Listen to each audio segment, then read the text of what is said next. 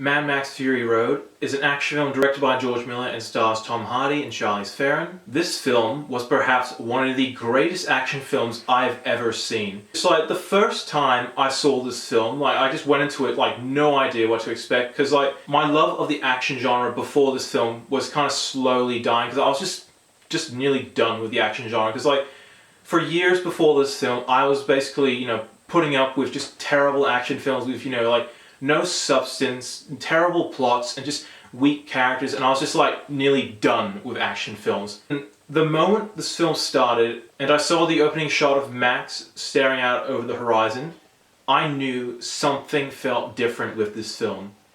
And then for 2 hours, holy hell, it was one of the most greatest experiences in film I've ever witnessed. Just everything was absolutely perfect. Things just felt different. It was it felt new and fresh. And it's a sequel to a long-running franchise that has been going on for over 30 years, and it was pretty huge. And this is probably one of the most realistic representations of what the apocalypse might look like. But other than that, let's get into it. I love the story, I love the characters, I love the action. I can watch the action over and over again and never get bored. It is actually that interesting. One of the most interesting aspects of this film is the visual effects. There's a good amount of visual effects, but George Miller decided to do the old way, which is use practical effects, which if you watch action movies now, it's just CGI after CGI after CGI. And here are some examples.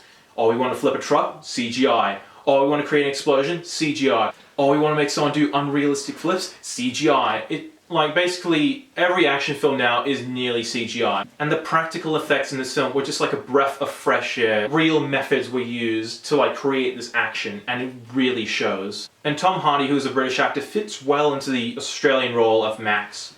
And I actually, just clicked with him, because he reminded me of Mel Gibson of old, when he was Mad Max. But the real star of the show was Charlize Theron as Furiosa. This is the first true female action hero I just got behind. Because a lot of female action heroes I just never really clicked with. But this one actually felt she knew what she was doing and just, kicked a lot of ass. It was just nice to see a female action hero who, could handle herself pretty well and just, could be on par with a lot of male action heroes. It was just a nice breath of fresh air. Even the villain was interesting. This is perhaps one of the best Mad Max villains I've ever seen. His appearance looked original. He just looked, he looks like a truly evil guy. And everyone says Mad Max 2, the villain in that film, he was the most evil person in that film. But no, the villain in this film is perhaps the most evil Mad Max villain I've ever seen. And perhaps one of the greatest movie villains of 2015. Even the plot felt original, and I just, clicked with it. And there was not one scene in this film once where I got bored. Instead, there were many moments in this film where basically, I just sit back, and then when something happened, I just sat and just what the hell was that? There was just constantly moments of me just sitting up wide-eyed, and I was just holy shit, that looked amazing. Near the end of the film, I was actually on the edge of my seat. I had no idea what was going to happen. I was just I was, fully into this film. I was into this world. I believed it. It was just felt truly unique to me, and I was just oh God, what's going to happen? Oh, I'm so into this. And just praise really has to be given to George Miller. George Miller must be applauded for his effort.